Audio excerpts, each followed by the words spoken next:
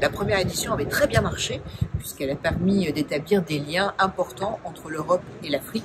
Et donc, en plus, la métropole Aix-Marseille-Provence est tournée vers à la fois l'Afrique d'un côté, au travers de la Méditerranée, mais aussi vers l'Europe. Donc on joue vraiment un rôle de hub et de lien entre le continent africain et le continent européen, parce qu'aujourd'hui, nous avons besoin des uns des autres pour progresser. Nous avons débloqué une somme de 100 000 € qui sera dédiée aux startups africaines pour pouvoir s'installer chez nous et les aider, parce qu'on sait très bien que le nerf de la guerre, c'est souvent l'argent.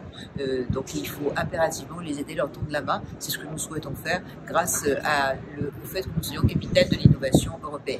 On a créé Ninti fin 2021 suite à un constat assez simple, c'est que la santé sexuelle et reproductive est un sujet qui est encore très tabou dans beaucoup de sociétés, mais qui est aussi un sujet universel. Ninti a pour objectif de permettre aux hommes et aux femmes, en tout cas, de redevenir acteurs de leur santé.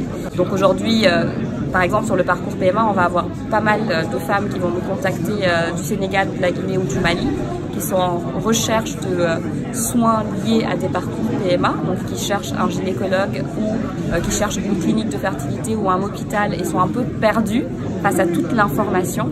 Et nous, on va les guider avec du contenu, avec des références pour les accompagner sur ce parcours PMA. Parfois, les besoins sont similaires, comme l'a rappelé d'ailleurs la présidente de la région, entre la PME ici et la PME sur le continent. Donc sur le continent, par exemple, la problématique, ça va être de s'exporter et de pouvoir exporter ici par rapport à l'accès aux banques, par rapport aux transactions, des choses comme ça. Donc les Africains sont on raconte beaucoup de limites, là où les Européens vont en boulevard. Donc là-dessus, il y a quand même des choses à mettre en place en cherchant des partenaires de ce côté de la Méditerranée, etc. Maintenant, au niveau des PME françaises, parfois ils ont besoin de l'innovation africaine, puisqu'il y a beaucoup d'innovation. Donc on a besoin les uns des autres. C'est un marché, on a des choses à offrir, on a des choses à prendre et vice-versa.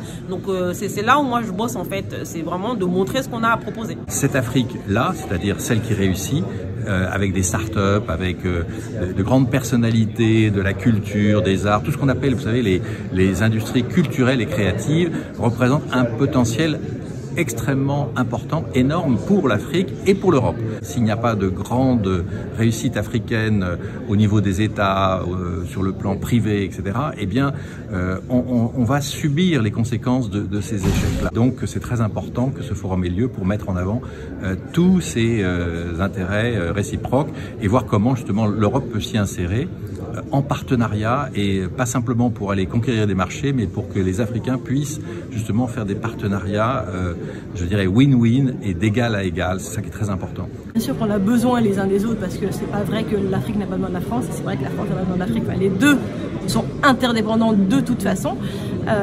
Et ce qui est intéressant et ce qu'on fait de plus en plus, c'est la formation. Il y a beaucoup d'universités, d'écoles qui s'y intéressent, on les pousse, on les aide. Moi, si je peux faciliter, je le fais tout le temps. Si je peux être le facilitateur, je le suis.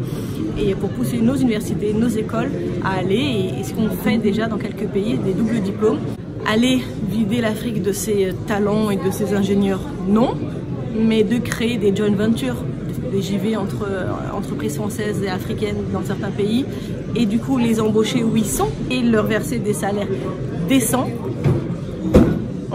Ça commence à se faire, mais je pense qu'il faut le pousser encore un peu plus. C'est un moment important pour échanger sur des questions de technologie, d'innovation, sur des points qu'on a en commun, parce qu'il y a beaucoup de points en commun en réalité, des points convergents entre l'Europe et l'Afrique, et surtout entre les citoyens, parce que la problématique est aussi celle du partage des expériences, des échanges d'expériences entre les citoyens d'Europe et d'Afrique. Le premier partenaire économique, c'est l'Europe. C'est le premier partenaire économique. C'est vraiment un partenariat global, mais qui prend en compte tous les pays, que ce soit au niveau de l'Afrique, les pays africains, que les pays européens ou les pays d'Asie ou du Golfe, par exemple.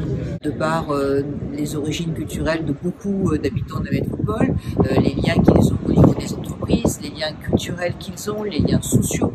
Donc nous avons tous les avantages d'être une métropole qui est une métropole attractive, qui a beaucoup d'atouts, et donc qui correspond exactement aux atouts cherchés par les Africains, mais aussi aux atouts demandés par les Européens, parce qu'aujourd'hui on a besoin de ce développement commun et donc on peut être le point central de ce regroupement entre l'Europe et l'Afrique.